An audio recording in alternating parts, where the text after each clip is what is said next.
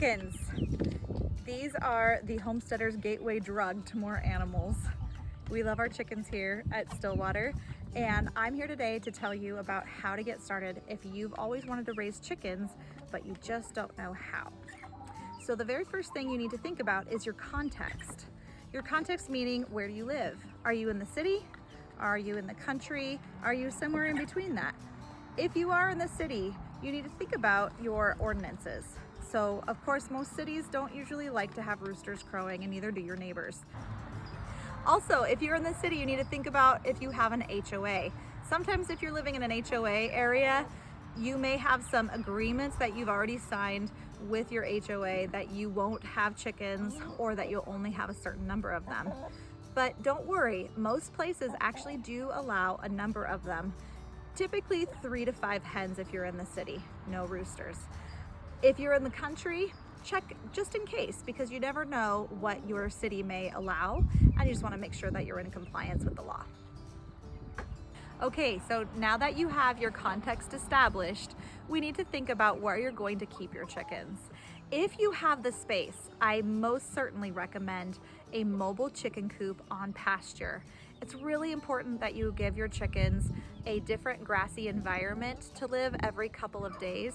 They absolutely love to eat the grass and the bugs, and then they stir up the grass for you and they get it ready for you to plant.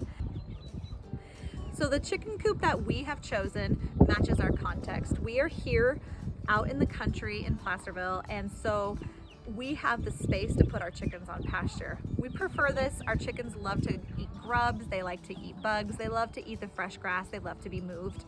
So we have chosen a Justin Rhodes style chicken shaw, but we've supersized it because we have a lot of birds. Now, there's lots of different plans online. It's easy to Google them, and you decide what is best for your context. Perhaps you can't move your chicken coop every few days. Perhaps you need to keep them in a stationary location in your backyard. That's fine, but you just need to remember to keep it clean. So that means you're gonna be raking out poop a lot. You might be spreading out straw a lot, and if that's fine with you, great. We certainly don't have a monopoly on chicken coop plans. We would love to hear from you what works best on your piece of land in your context. So drop a comment below and tell us a little bit about your setup.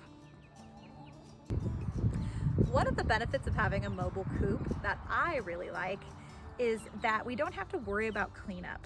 Our chickens, they poop, they scratch, they dig through for bugs, and then we move them on to a different area. It is super clear where our chickens have been from year to year because the grass in our pasture is just massively better than where they haven't been. So we prefer that. Another benefit of having a mobile coop is that we don't have to clean it out. We can just keep moving it from place to place. We don't have to deal with scooping, we don't have to deal with spreading of hay, and we really don't have to deal with parasites. Our chickens aren't in one place long enough to develop a parasite load that is unmanageable. So that's something to consider when you have a stationary coop.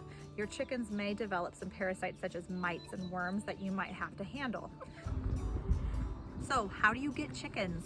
Well, there's a lot of different ways. If you want to skip the growing up part, you can just buy hens all grown up, but they're going to cost you because feed isn't cheap and people take a lot of time to raise these chickens. If you can, consider hatching your chickens.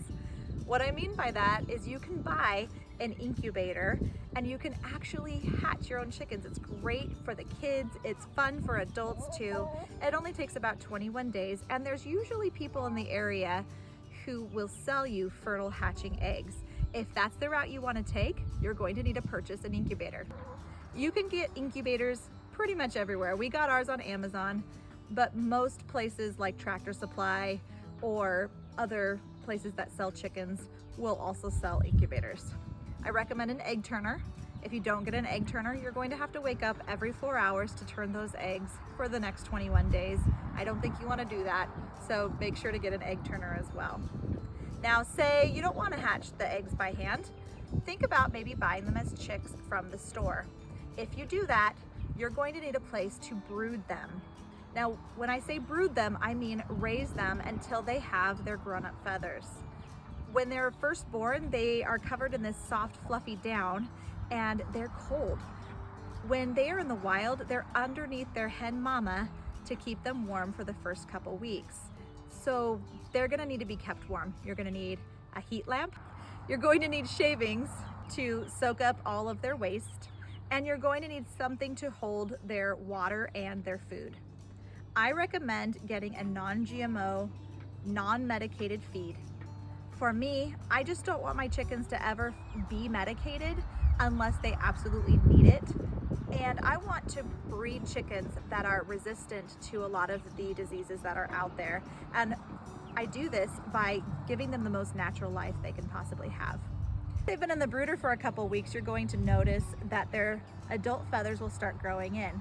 At this point, you can put them out in your backyard or out on your land. I like to keep them a little bit more enclosed. I'll show you the setup that I use for some of my teenager chickens. I keep them in a smaller closed container, but I also allow them some open air and some space to eat grass. Then I can move them every couple of days onto a new patch of grass.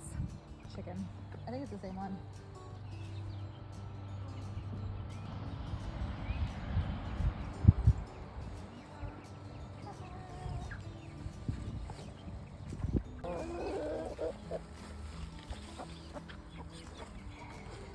This is my favorite part of the day.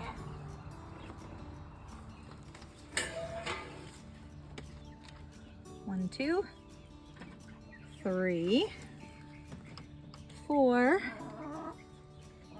5, 6, 7. Well, they usually give us about a dozen a day. However, it's been raining all week here. And yes, it does rain in California. Even though my chickens are out on pasture, we still need to give them a grain supplement.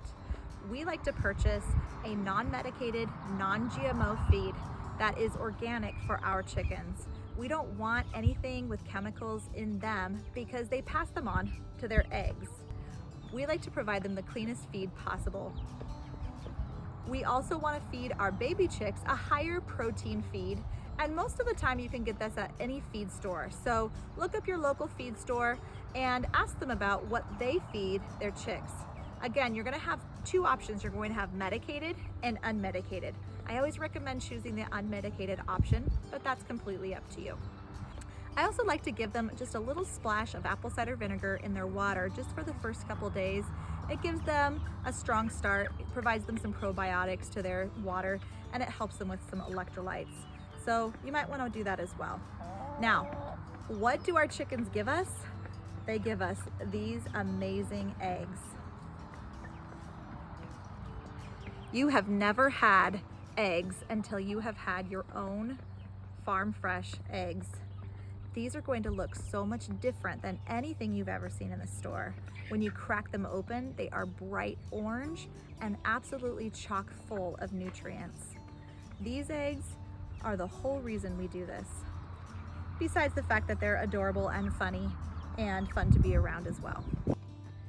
When people ask me what breeds of chicken I recommend, I have to go back to that context thing again. What is your context? Are you wanting layers that lay almost every day? Are you wanting birds that you can also use for meat? So think about that as part of your context. I like chickens and I like to have a lot of them with a lot of different breeds. For me, it's not important that I get an egg almost every single day. What is important to me is variety. So I have a ton of different chickens with a ton of different looks, and they have their strengths and their weaknesses. In California, in Placerville, we do get like a dusting of snow every single year. So I definitely want a chicken that can withstand some cold, but I don't get too cold. Now, in your context, you may get pretty cold and you want to think about having a heavier breed animal that can survive some of those colder conditions. If you're in a hot location, you may think about having something called a turkin or a naked neck chicken. Those are chickens that stand up pretty well to the heat. I do have a lot of those myself because I think they're hilarious and fun looking. So for me, as a hobbyist, and then also somebody who will eat her roosters, I don't mind having a variety of different types of breeds and different types of chickens. I have enough to where we have so many eggs every single day that we have plenty left over anyway. Different chickens will lay different colored eggs. That's something you might want to consider when you're choosing a breed. Now, I love to have a whole variety of different colored eggs in my egg cartons. If you want something different in your egg cartons, you might want to consider getting some Easter eggers. Easter eggers have those puffy cheeks and they lay these amazing bluish greenish eggs. That gives you a lot of variety inside of your egg carton. And also just a barnyard mix. We have a variety of different roosters that provide fertility to our hens, and sometimes we just like to see what comes out of the egg. There are hundreds of different breeds of chickens. What are your favorite breeds? Drop a comment below and let us know. We would love to continue to provide you more videos like this. Please hit the like and subscribe below so that you will get the latest from Stillwater Farm.